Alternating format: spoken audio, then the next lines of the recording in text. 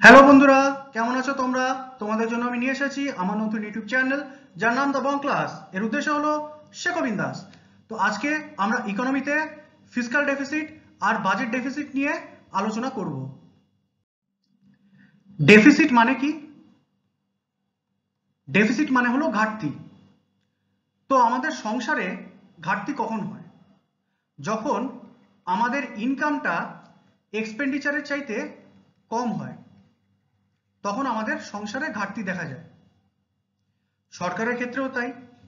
সরকারের রিসিটসগুলো মানে সরকারের প্রাপ্তিগুলো যখন সরকারের এক্সপেন্সেস থেকে বা সরকারের এক্সপেন্ডিচার থেকে কমে যায়, বা সরকারের এক্সপেন্ডিচারগুলো যখন সরকারের রিসিটের থেকে বেড়ে যায়, তখন সরকারেরও ঘাটতি হয়। তো আমাদের সংসারের ঘাটতি বুঝতে গেলে আমাদের জানতে হবে যে আমাদের ইনকাম কোন কোন জায়গা থেকে হচ্ছে, আর আমাদের এক্সপেন্ডিচারটা কোন কোন জায়গায় হচ্ছে। তো সরকারের ক্ষেত্রেও সরকারের ঘাটতিগুলো মানে বাজেট ডেফিসিট বা ফিসকাল ডেফিসিট বুঝতে গেলে আমাদের জানতে হবে সরকারের রিসিটগুলো কোনগুলো আর সরকারের এক্সপেন্ডিচার কোনগুলো। তবেই আমরা এই ঘাটতিগুলোকে ভালো করে বুঝে নিতে পারবো। এবার আমাদের ইনকাম বা সরকারের রিসিটসগুলো জানতে হবে। সরকারের রিসিটস দু প্রকার, একটা হলো রেভিনিউ রিসিট আর একটা হলো ক্যাপিটাল রিসিট। রেভিনিউ রিসিটকে এক বলছি, ক্যাপিটাল রিসিটকে দুই বলছি। তো রেভিনিউ রিসিট জিনিসটা কি? রেভিনিউ রিসিট হলো সেই সমস্ত রিসিট বা প্রাপ্তি যেগুলোর জন্য আমার অ্যাসেট কমেও যাচ্ছে না, অথবা আমার লায়াবিলিটি সেটা বেড়েও যাচ্ছে না। একটা উদাহরণ দিই। মনে করো তুমি সংসার চালাচ্ছ। সংসার চালাতে গিয়ে তোমাকে যদি তোমার ঘটি বাটি মানে অ্যাসেটগুলো বিক্রি করে দিতে হয়, তাহলে সেটাকে আমি রেভিনিউ রিসিট বলবো না। অথবা তোমাকে যদি টাকা ধার করে সংসার চালাতে হয়, তাহলে সেক্ষেত্রে তোমার লায়াবিলিটি বেড়ে যাচ্ছে। তো এটাকেও আমি রেভিনিউ রিসিট বলবো না। অর্থাৎ ঘটি বাটি বিক্রি করাকেও রেভিনিউ রিসিট বলবো না, টাকা ধার করাকেও রেভিনিউ রিসিট বলবো না। রেভিনিউ রিসিট কোনগুলো? মনে করো তুমি অফিসে যাও, অফিসে গেলে তুমি একটা মান্থলি স্যালারি পাও, সেই স্যালারিটা হচ্ছে তোমার একটা রেভিনিউ রিসিট। সরকারের ক্ষেত্রেও তাই। সরকার পাবলিকের কাছ থেকে ট্যাক্স চাপায়, সেই ট্যাক্সটা হচ্ছে সরকারের রেভিনিউ রিসিট। এবার মনে করো তুমি সকালে অফিসে যাচ্ছ, সন্ধ্যাবেলা অফিস থেকে ফিরে তুমি মনে করো মুদি দোকান চালাচ্ছ। তো মুদি দোকান চালালে মাস গেলে তোমার একটা প্রফিট আসবে, সেই প্রফিটটা তোমার রেভিনিউ রিসিট। সরকারের ক্ষেত্রেও প্রচুর পিএসইউ আছে, যেমন কোল ইন্ডিয়া, বিএসএনএল, তারপরে রেল। এই সমস্ত তো আর লসে রান করে না সবসময়। এখন অবশ্য বিএসএনএল লসে রান করছে, সেটা আলাদা। কিন্তু এদের যখন প্রফিট হয়, সেই প্রফিট বা ডিভিডেন্ডের টাকাটা কে নেয়? সরকার নেয়। তো সরকার যখন নেয়, এটা সরকারের রিসিট। কিরকম রিসিট? Revenue receipt. তো এই ডিভিডেন্ডও হলো সরকারের রেভিনিউ রিসিট। এবারে মনে করো তুমি সকালে অফিস যাও, বিকালে দোকান চালাও, আর ছুটির দিনে তুমি তেজারতি কারবার করো। তেজারতি কারবার মানে তুমি সুদে টাকা খাটাও, বা তুমি ব্যাংকে টাকা রাখো, সেখান থেকে ব্যাংক তোমাকে সুদ দেয়। তো এই যে ব্যাংক যে তোমাকে সুদ দিচ্ছে বা তেজারতি কারবার করার জন্য তুমি যে সুদটা পাচ্ছ, সেই সুদটা হচ্ছে তোমার রেভিনিউ রিসিট। সরকারের ক্ষেত্রেও তাই। কেন্দ্র সরকার যখন রাজ্য সরকারগুলোকে টাকা ধার দেয়, তখন মাসে মাসে বা বছরে বছরে রাজ্য সরকারগুলো কেন্দ্র সরকারকে ইন্টারেস্ট ফেরত দেয়। তো সেই ইন্টারেস্টটাও সরকারের রেভিনিউ রিসিটের মধ্যে পড়ে। তাহলে রেভিনিউ রিসিট মানে হলো ট্যাক্স, ডিভিডেন্ড আর ইন্টারেস্ট। এবারে দু নম্বর মানে ক্যাপিটাল রিসিটটা আমাদের জানতে হবে। ক্যাপিটাল রিসিট মানে কি? ক্যাপিটাল রিসিট হলো সেই সমস্ত রিসিট যেটাতে বা যেটা পেতে আমাদের হয় অ্যাসেট কমে যায়, অথবা আমাদের লায়াবিলিটি বেড়ে যায়। তার মানে সংসার চালাতে তোমাকে ধরো ঘটি বাটি বিক্রি করতে হলো, তখন তুমি অ্যাসেট বিক্রি করলে, এটা তোমার ক্যাপিটাল রিসিট। টাকা তো হাতে পেলে, সেই রিসিটটা কি? ক্যাপিটাল রিসিট, কারণ এটা রেভিনিউ থেকে আসেনি। সরকারের ক্ষেত্রেও তাই। সরকার যখন এই পাবলিক সেক্টর আন্ডারটেকিংসগুলোকে ডিসইনভেস্ট করে দেয়, তখন সেখান থেকে যে টাকাটা পায় সেটা ক্যাপিটাল রিসিটের মধ্যে চলে যায়, কারণ এখানে অ্যাসেট হাতছাড়া হচ্ছে।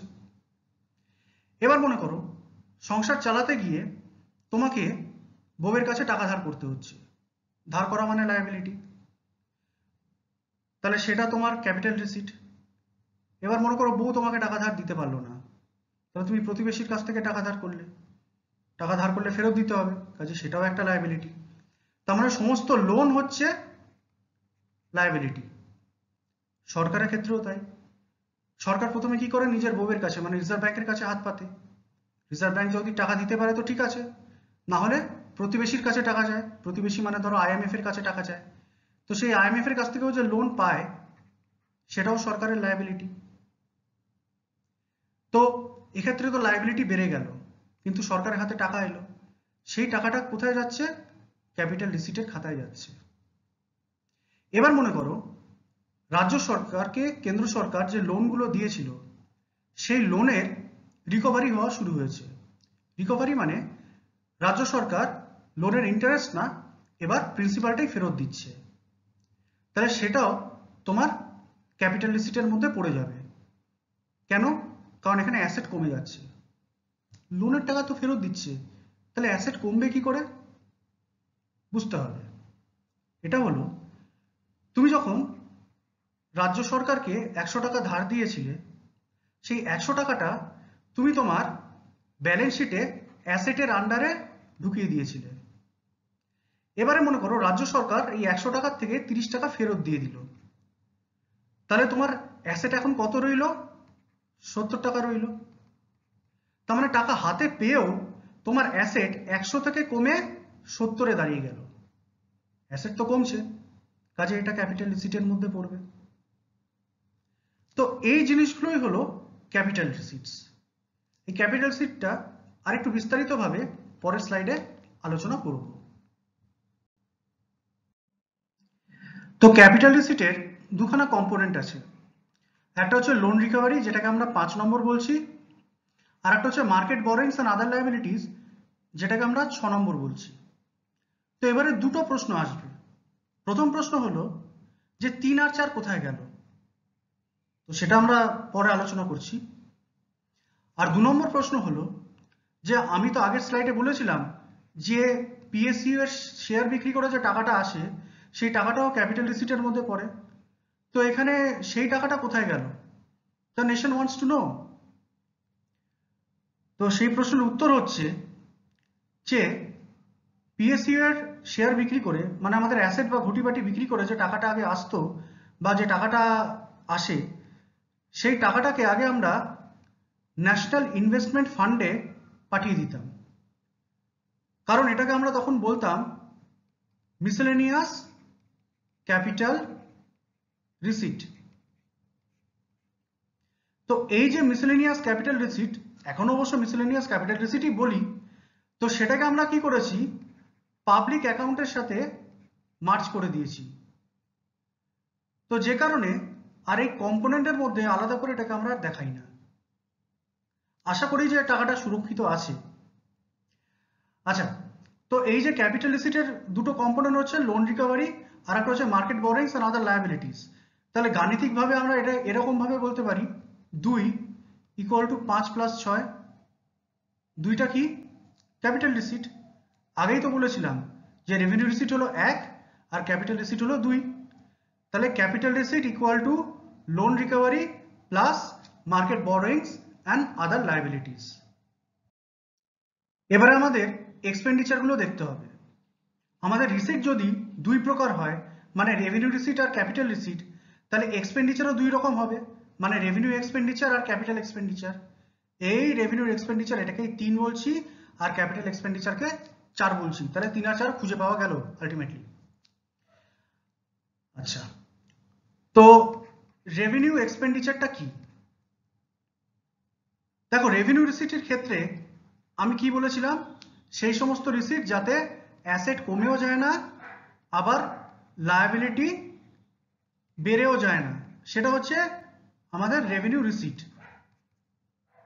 তাহলে রেভিনিউ এক্সপেন্ডিচার হলো সেই এক্সপেন্ডিচার যাতে আমাদের অ্যাসেট বেড়েও যায় না আবার যাতে আমাদের লায়াবিলিটি কমেও যায় না, মানে উল্টোটাও হচ্ছে না।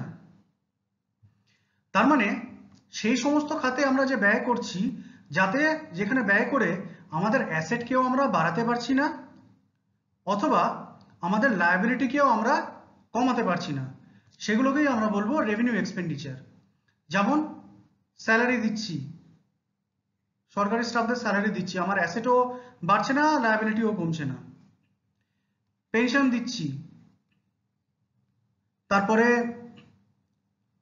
ভর্তুকি দিচ্ছি, ভর্তুকি ইংরেজি হচ্ছে সাবসিডি, তো এইগুলোতে আমার অ্যাসেটও বাড়ছে না, লায়াবিলিটিও কমছে না। আর কি কোনো উদাহরণ দেওয়া যেতে পারে? দেওয়া যেতে পারে গ্রান্টস।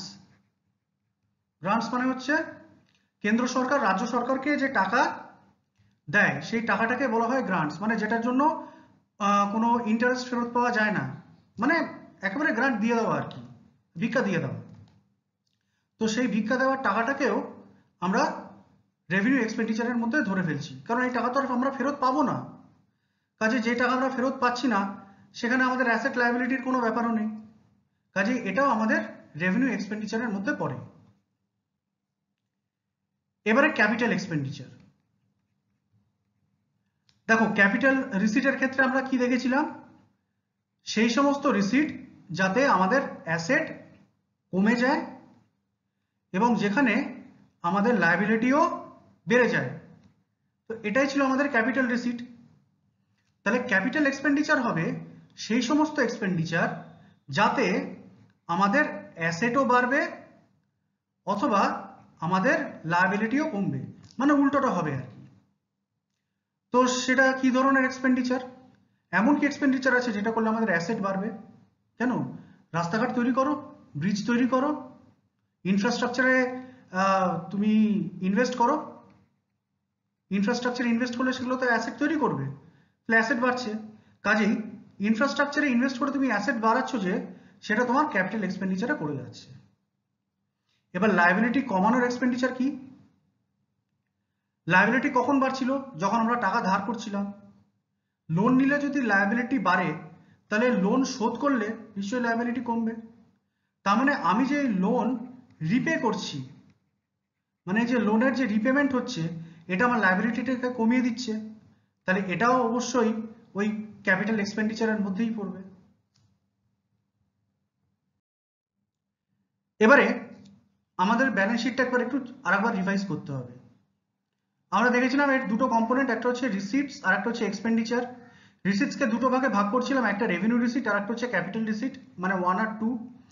আর এক্সপেন্ডিচারকেও দুটো ভাগে ভাগ করছিলাম, রেভিনিউ এক্সপেন্ডিচার, ক্যাপিটাল এক্সপেন্ডিচার, মানে 3 আর 4। ক্যাপিটাল রিসিটের আবার দুটো কম্পোনেন্ট, একটা হচ্ছে লোন রিকভারি মানে 5, আর market borrowings and other liabilities মানে 6।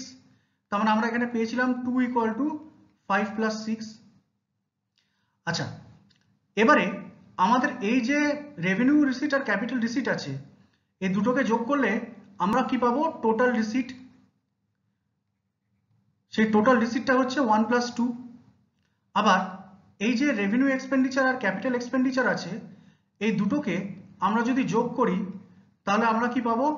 টোটাল এক্সপেন্ডিচার, মানে 3 + 4। এবারে এই যে টোটাল রিসিট যেটা আছে, সেখান থেকে আমরা যদি টোটাল এক্সপেন্ডিচারটাকে মাইনাস করি, তাহলে আমরা যেটা পাবো সেটাই হচ্ছে আমাদের বাজেট ডেফিসিট। তার মানে বাজেট ডেফিসিট হচ্ছে the difference between the total receipts and the total expenditure. তার মানে 1 + 2 - 3 + 4। তো এটা তো গেল বাজেট ডেফিসিট। তাহলে ফিসকাল ডেফিসিটটা কি? ফিসকাল ডেফিসিট হচ্ছে সেই ডেফিসিট যেটা টাকা ধার করার আগে আমাদের থাকে। তার মানে এই যে 6 নম্বর, মানে এই যে market borrowings and other liabilities, এই টাকাটা ধার করার আগে আমাদের কাছে যে ঘাটতিটা থাকছে, সেটাই হচ্ছে ফিসকাল ডেফিসিট। তার মানে fiscal deficit equal to budgetary deficit minus market borrowings and other liabilities, মানে যেটা আমরা 6 নম্বর বলছি। তার মানে এই যে বাজার থেকে টাকা ধার করা বা বউয়ের থেকে টাকা ধার করার আগে সংসার চালাতে গিয়ে আমার যে ঘাটতিটা থাকছে, সেটাই হলো আমার ফিসকাল ডেফিসিট। মানে ধার করার আগের মুহূর্তে আমার যে ঘাটতি থাকছে, সেটাই আমার ফিসকাল ডেফিসিট। তাহলে বাজেট ডেফিসিট কি ছিল? 1 প্লাস 2 মাইনাস 3 প্লাস 4, সেখান থেকে আমরা 6টা মাইনাস করব, তার মানে 1 প্লাস এই 2টা কি ছিল, এইখানে পেয়েছি 2 ইকুয়াল টু 5 প্লাস 6, তার মানে এখানে আমরা ফেলে দিতে পারি 1 plus 5 plus 6 minus 3 plus 4 minus 6। তো এই 6 আর এই 6 কেটে গেল, তার মানে পড়ে থাকলো 1 প্লাস 5 মাইনাস 3 প্লাস 4, অর্থাৎ এই revenue receipt plus loan recovery minus revenue expenditure plus capital expenditure, এটাই হলো আমার ফিসকাল ডেফিসিট। এবার একটা এক্সাম্পল দিই। এই এক্সাম্পলে আছে হচ্ছে revenue receipt, capital receipt, revenue expenditure আর ক্যাপিটাল এক্সপেন্ডিচার। মনে করো রেভিনিউ রিসিট হচ্ছে 3 লাখ টাকা, ক্যাপিটাল রিসিট হচ্ছে 2 লাখ টাকা। এবার এর মধ্যে মনে করো লোন রিকভারি, যেটাকে আমরা 5 নম্বর বলছিলাম, এই 2 লাখ টাকার মধ্যে মনে করো এটা আছে 30,000 টাকা,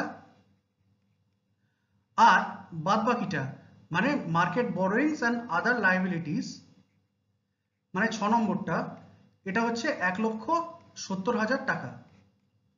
আর আমাদের রেভিনিউ এক্সপেন্ডিচার হচ্ছে 4 লাখ টাকা আর ক্যাপিটাল এক্সপেন্ডিচার হচ্ছে 1.5 লাখ টাকা। তাহলে বাজেট ডেফিসিটটা কি? বাজেট ডেফিসিট আমরা আগে পেয়েছিলাম 1 প্লাস 2 মাইনাস 3 প্লাস 4, মানে প্রথম দুটোর যোগফল বিয়োগ 3 নম্বর আর 4 নম্বরের যোগফল। তাহলে 3 লাখ আর 2 লাখ যোগ করে কত আসে? 5 লাখ টাকা মাইনাস 4 লাখ আর 1.5 লাখ মানে 5.5 লাখ টাকা, তার মানে 50,000 টাকা।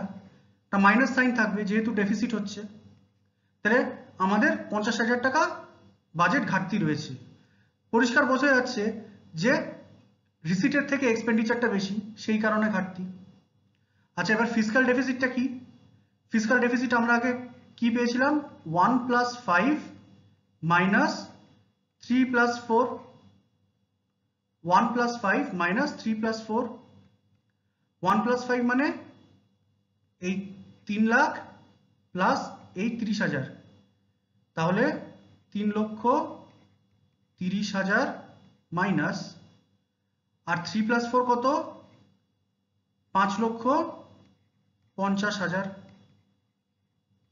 বিয়োগ দিলে হয় 2,20,000। আগে একটা মাইনাস সাইন থাকলো মানে ডেফিসিট, মাইনাস সাইন মানে ডেফিসিটকে বোঝাচ্ছে। তার মানে 2,20,000 টাকা হলো আমার ফিসকাল ডেফিসিট আর 50,000 টাকা এটা হলো আমার বাজেটারি ডেফিসিট। তো বন্ধুরা, কেমন লাগলো আজকে আমাদের এই সেশন? তোমরা আমাকে জানাও, তোমরা আমার চ্যানেলটাকে লাইক করো, তোমরা কমেন্ট করো, তোমরা আমার চ্যানেলটাকে সাবস্ক্রাইব করো, শেয়ার করো যতটা পারো। আর ভবিষ্যতে তোমাদের জন্য ইকোনমির আরো অনেক ভিডিও নিয়ে আমি হাজির হব। তাহলে আজকে এই পর্যন্তই রাখি, টাটা।